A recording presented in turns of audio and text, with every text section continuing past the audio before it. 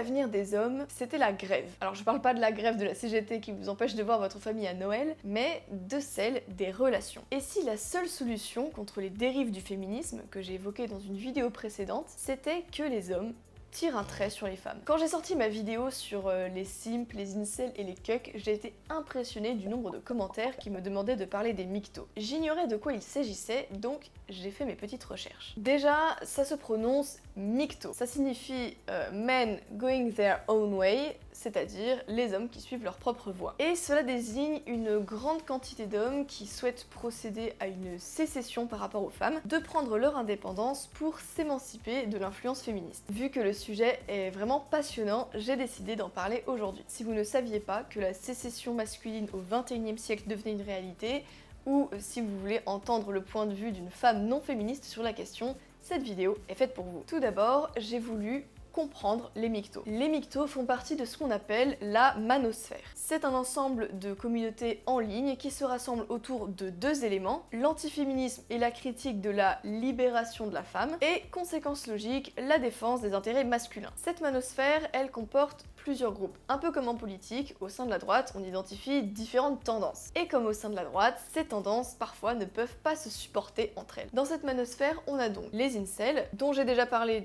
dans une autre vidéo également, les PUA, Pick-up Artists, une communauté de dragueurs, les MRAs, Men's Rights Advocates, défenseurs des droits des hommes globalement portés sur le combat légaliste, notamment pour faire évoluer la loi sur la question de la garde des enfants et sur le droit des pères. Et donc, enfin, les mictos, donc Men Going Their Own Way, donc les hommes suivent leur propre voie. Le principe des mictos est simple. Pour échapper à la dictature féministe, il faut organiser une véritable sécession masculine. Sauf que la sécession, concrètement, ça veut dire quoi? Je vais évidemment vous l'expliquer en détail juste après. Mais d'abord, regardons ce qui amène les mictos à proposer cette sécession.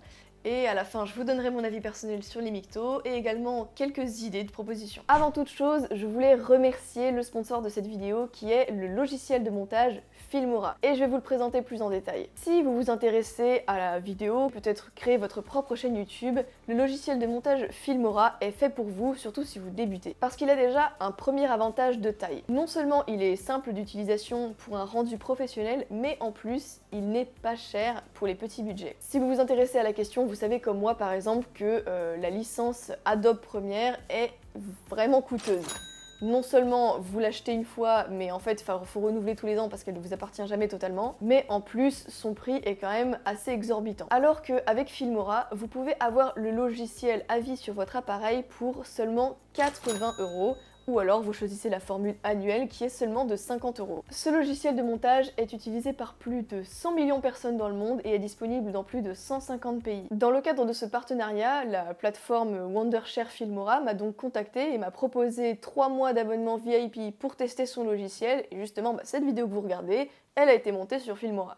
Comme ça vous donne une petite idée de ce que vous pouvez faire avec ce logiciel. Vous pouvez monter des vidéos courtes en format vertical pour tout ce qui est YouTube Short, TikTok, Instagram, bref, tout le monde peut créer à tout moment et en tout lieu. Filmora est intégré à de nombreuses fonctionnalités professionnelles que vous n'obtenez que dans des logiciels de création vidéo professionnelle coûteux et vous avez notamment accès, entre autres choses, à des musiques libres de droit. Si vous voulez débuter dans le montage vidéo, je pense que c'est une super opportunité pour mettre la main à la pâte. On peut résumer l'idéologie des mictos en 3 points. On va évidemment détailler chacun de ces 3 points après que je les ai énoncés. Le premier point, c'est que la société est en guerre contre les hommes. Déconstruit beaucoup de choses de la virilité.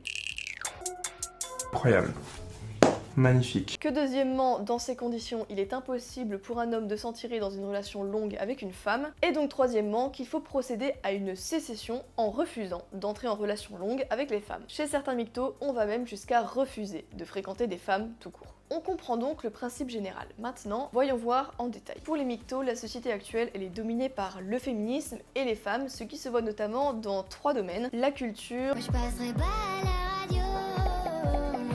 la loi, le milieu scolaire et académique. On pourrait en rajouter d'autres, mais ces 3 exemples suffisent pour comprendre. Dans la culture ambiante, la femme est systématiquement représentée comme une victime de la violence de l'homme et qui donc a tous les droits par rapport à celui-ci. Dans les films ou les séries, on le voit très bien. L'infidélité féminine est systématiquement représentée comme moins grave dans le couple par rapport à l'infidélité masculine. Une femme qui trompe a commis une faute, mais elle a des circonstances atténuantes, ça s'explique, elle a un mauvais mari, elle a eu un moment de faiblesse. Pour un homme, la tromperie est une trahison qu'il pourra se faire pardonner uniquement en acceptant de payer très cher. Sur le plan légal, les MGTOW sont très critiques du divorce sans faute. Le divorce sans faute, c'est en gros la possibilité pour un conjoint de demander et d'obtenir le divorce sans avoir à prouver de méfaits commis par l'autre. En gros, le couple marié disparaît si l'un des deux ne le veut plus. Pour les MGTOW, le divorce sans faute a été un des vecteurs de domination des hommes par les femmes. Cela se démontre notamment par le fait que la majorité des divorces en Occident est demandée par les femmes, 70% aux États-Unis et 75% en France. Le divorce sans faute permet donc aux femmes de mettre un terme à la relation quand elles le souhaitent, ce qui leur donne donc l'avantage dans la séparation. Les hommes doivent donc conquérir une femme, mais n'ont même pas la garantie de pouvoir la garder. Et quand le mariage se brise, ce sont les hommes qui règlent l'addition. Car dans un divorce, surtout aux États-Unis, il est assez commun que le patrimoine soit séparé en deux, même si c'est l'homme qui a travaillé uniquement et pas la femme. Si on ajoute les pensions alimentaires pour l'ex-femme et pour les enfants, eh bien la séparation ça rime souvent avec l'appauvrissement, voire la ruine de l'ex-mari. Et quand il y a des enfants, les femmes ont un avantage considérable pour en récupérer la garde. Déjà, on commence à comprendre le point de vue des MGTOW, mais il reste un dernier point. C'est notamment celui du domaine scolaire et académique. On le sait, les petites filles réussissent aujourd'hui bien mieux à l'école que les garçons, et notamment parce que les techniques d'éducation sont faites pour elles. D'autre part, il y a une majorité d'étudiantes à la fac, où certaines disciplines sont complètement dominées par la gente féminine. Ces disciplines sont par exemple les langues, le travail social ou encore la psychologie. Et dans les filières où les femmes sont minoritaires, comme celles des sciences, des mathématiques, de la technologie, ingénierie, etc., d'énormes programmes sont mis en place pour favoriser l'accès des femmes à ces filières et y atteindre un minimum la parité. Au contraire, personne ne se scandalise de voir le très peu de nombre de garçons dans les filières sociales et économiques peu compétitives, et personne n'y impose la parité. Sans compter que l'université est le lieu privilégié de la propagande féministe, mais ça, je pense que vous le saviez déjà. On a donc une culture qui favorise les femmes pour les libérer de leurs prétendus bourreaux, des lois qui pénalisent les hommes, et un système éducatif entier qui transmet ses idées aux femmes. La conséquence pour les MGTOW, c'est qu'il est donc très risqué de s'impliquer dans une relation longue avec une femme, et ce pour plusieurs raisons. Déjà, le mariage dans le cadre actuel est un pari ultra risqué, dénué d'avantages pour un homme, qui n'y gagne pas la sécurité financière qu'il a déjà, et qui n'y gagne même pas la stabilité familiale à cause du divorce sans faute. S'il y a séparation, il perd son patrimoine, sa situation et se retrouve seul. Chez les Américains, on parle de divorce rape, c'est-à-dire de divorce-viol, quand un homme perd la moitié de sa fortune, voire plus, pour la donner à son ex-femme. Et même sans le mariage, il prend le risque de donner beaucoup à une femme qui risque de le quitter et de le tromper sans aucune forme de sanction, et devra donc supporter un poids émotionnel et financier énorme sans contrepartie. Soit enfin, tout simplement parce qu'un homme qui n'est pas au sommet de la hiérarchie de la séduction, par exemple un homme pas très beau, peu charismatique ou pauvre, devra se contenter d'une femme de moindre qualité et se résigner toute sa vie sans garantie de stabilité non plus. Pour les MGTOW, il n'y a donc aucune raison de participer au jeu des relations longues puisque les règles sont piégées. Dans ce cas, le meilleur moyen de gagner, c'est de ne pas jouer. Incel, ça veut dire célibataire involontaire. Les MGTOW, eux, ont tendance plutôt à se présenter comme volcel, c'est-à-dire volontaire, enfin célibataire volontaire. Les premiers subissent le célibat et le voient comme une fatalité. Les seconds le choisissent et le voient plutôt comme une stratégie. Ce refus de participer à des relations longues, c'est finalement un projet de séparation radicale et durable, c'est-à-dire une sécession. L'intérêt de cette sécession, c'est de réduire sa dépendance aux femmes pour éviter de se rendre vulnérable, et donc pour gagner en liberté, en tranquillité et pour garantir sa situation. Il existe plusieurs niveaux de sécession pour les MGTOW, mais l'idée reste globalement plus ou moins la même. Les plus modérés se contentent de tirer un trait sur le mariage et sur les relations longues et se contentent de relations courtes. Les plus radicaux refusent même intégralement de fréquenter des femmes autant que possible. Ceux-là se surnomment même les moines pour mettre en avant leur discipline et leur isolement. Si je devais détailler chaque aspect, ça prendrait des heures, donc je préfère me concentrer sur les éléments principaux. Il existe toute une série d'articles, de reportages en tout genre sur les MGTOW, donc si vous voulez en savoir plus sur ce mouvement, n'hésitez pas à aller regarder par vous-même. Maintenant qu'on a compris le principe des MGTOW, il est temps pour moi de vous donner mon opinion sur ce mouvement, et notamment en répondant aux 3 points soulevés dans la première partie. La première question finalement, elle serait celle-ci. Y a-t-il une guerre menée contre les hommes? Si vous avez vu ma précédente vidéo sur les simps, les incels et les cucks, je pense que vous connaissez ma réponse. En effet, pour moi c'est oui, il y a une guerre indéniable menée contre les hommes. Dans les exemples donnés par les MGTOW, on voit bien qu'il y a un changement de société, où tout ce qui est masculin est suspect, mal vu, soupçonné d'être dangereux, alors qu'il y a une préférence pour tout ce qui est féminin. La masculinité est toxique par essence, mais il ne viendrait jamais à l'idée de personne de parler de féminité toxique. Comme si l'homme était programmé pour faire le mal, et la femme le bien. L'université, les médias, la culture ou encore le milieu du travail sont autant de domaines où il est assez mal vu en fait d'assumer une position d'homme qui s'affirme. Il y a quelques exceptions, comme dans le sport où les comportements dits machos sont moins critiqués, ou comme dans la rue, à condition qu'ils soient adoptés par des hommes issus de l'immigration. Mais même dans ces cas-là, l'épée de Damoclès n'est jamais très loin. Le mot d'ordre, c'est de réserver la place pour les femmes et de rendre les hommes plus féminins. On attend des garçons et des hommes qu'ils expriment des traits de personnalité féminins qui sont considérés comme supérieurs et plus désirables moralement. Sur la cour de récré, les jeux des petits garçons qui sont parfois casse-cou sont mal vus. L'élève idéal reste assis sur une chaise pendant des heures sans dire un mot, pas vraiment un comportement adapté à un enfant de 7 ans. Et dans le domaine professionnel, on préfère souvent la délibération à la décision, quitte à multiplier tout un tas de réunions inutiles pour ne pas froisser la sensibilité de chacun. La domination du département des ressources humaines, c'est le pouvoir féminin appliqué au monde de l'entreprise. Et dans les médias, il devient de plus en plus inconcevable que tout le monde ne soit pas d'accord. Il n'y a qu'à regarder les interviews chez France Inter ou encore C'est à vous. Vos gueules les fachos. Vive la vie. On parle sans cesse de pluralisme, mais il ne faut jamais aborder les questions qui fâchent et ne pas inviter les personnes qui transgressent les règles. Et s'ils ont le malheur de casser l'ambiance, on leur fait la morale et on évite de rentrer dans le vif du sujet. Ah oui, et on peut même porter plainte contre un tel parce qu'il a dit des choses pas très gentilles. Vous voudriez donc que je m'appelle comment? Corinne, ça vous irait très bien. En politique, le changement est encore plus flagrant. C'est même la communication qui s'est féminisée. Si vous regardez les affiches et les slogans du début du siècle, on y voit bien que le masculin y trouve sa place. Quel que soit le bord politique, les hommes sont des ouvriers à la mâchoire carrée, des soldats au regard d'acier, des pères de famille solides qui veillent sur leurs femmes et leurs enfants. Les slogans et le style visuel évoquent des sentiments masculins. Il faut défendre la patrie, travailler dur pour l'effort national, se sacrifier pour protéger sa famille. Bref, la vie est un combat. Aujourd'hui, c'est un renversement complet. La communication politique vise les femmes. On cherche à générer la pitié, la compassion, l'empathie. Il n'y a qu'à voir les publicités pour les associations humanitaires en Afrique. À chaque fois, ce sont des petits Africains affamés qui vous regardent droit dans les yeux. Ce n'est pas un hasard, c'est justement pour solliciter l'instinct maternel. Les messages politiques, eux aussi, sont beaucoup plus pacifiques depuis que les femmes votent. On préfère l'égalité à la compétition et le consensus au désaccord total. Tout le monde a le droit à sa petite médaille et le plus important, c'est d'écouter les autres parler, même s'ils n'ont rien à dire. La consigne, c'est de partager ses sentiments et de ne pas trop dépasser la thèse. On est en plein dans le royaume féminin. Sur le premier point donc, je suis à 100% d'accord avec les mictos. Que les choses soient claires, je n'ai rien en soi contre les traits de personnalité féminins. Je suis très confortable dans mon corps de femme et dans ma tête, y a pas de problème. Le problème, c'est l'inflation hors de contrôle du pôle féminin dans notre société et la reculade permanente des qualités masculines. Et ça se traduit par un dilemme cornélien pour les hommes. Soit ils acceptent la rééducation pour devenir des hommes féminisés comme les autres, soit ils continuent d'exprimer leur potentiel masculin, mais à condition de s'éloigner toujours plus dans les marges. Pas difficile de comprendre pourquoi les hommes sont malheureux et se réfugient dans des paradis artificiels sur internet, dans World of Warcraft ou autre. Pas difficile non plus de comprendre le succès d'un film comme Fight Club. On en a vraiment plein le cul.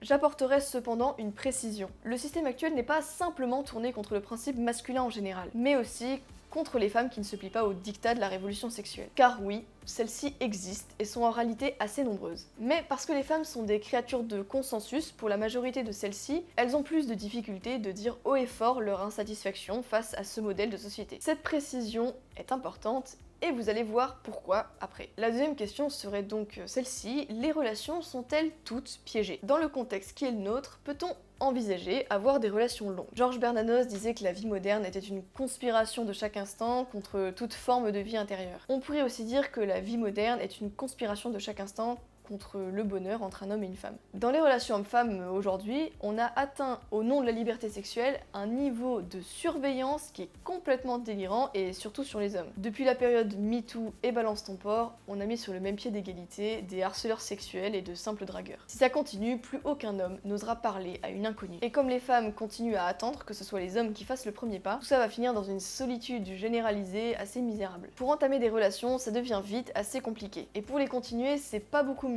Tout l'accent est mis sur la passion et la satisfaction éprouvée sur le moment. C'est ce qu'on voit dans les comédies romantiques ou les romans à l'eau de rose. On sort avec quelqu'un pour se faire plaisir. Et quand le plaisir disparaît, on laisse tomber. Si on rajoute à ça qu'en France, la moitié des mariages ne survit pas 9 ans et finit en divorce, on comprend assez vite que de plus en plus d'hommes pensent que les relations amoureuses sont empoisonnées. Mais enfin, la sécession, est-ce que c'est vraiment la solution? Les MGTOW ont-ils raison? Avant de répondre, je voudrais faire une remarque sur le développement du mouvement MGTOW. Je suis absolument sidérée de voir que l'état des relations hommes-femmes en Occident, il est tellement infernal, pourri, malsain, que vous ayez une légion d'hommes qui soient prêts à tirer définitivement un trait sur les femmes. Notre société est devenue tellement chaotique et désordonnée que pour un nombre toujours plus grand de ces hommes, il devient plus rationnel et plus intelligent de plus participer au jeu des relations amoureuses. Rien que ça, c'est une condamnation en règle de la morale progressiste et libertaire qui domine dans notre société. L'une des grandes valeurs que porte le progressisme, déjà, c'est la vérité.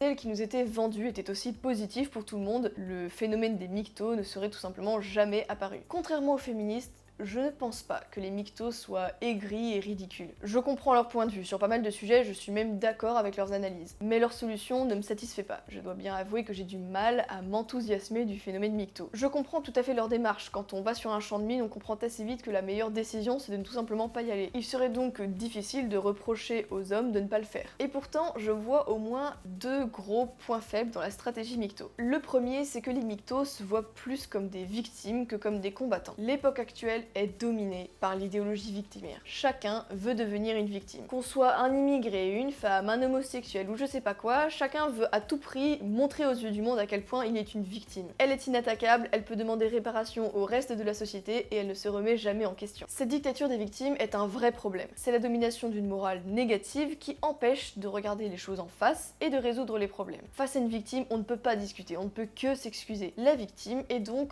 en position de force. Sur les débats d'identité et d'immigration, on voit bien que le sujet est pourri par cette victimisation permanente. Critiquer l'immigration, c'est devenu une attaque cruelle contre de pauvres innocents qui ont assez souffert et qui peuvent demander des rétributions à l'infini. Vous n'êtes pas plus française que moi.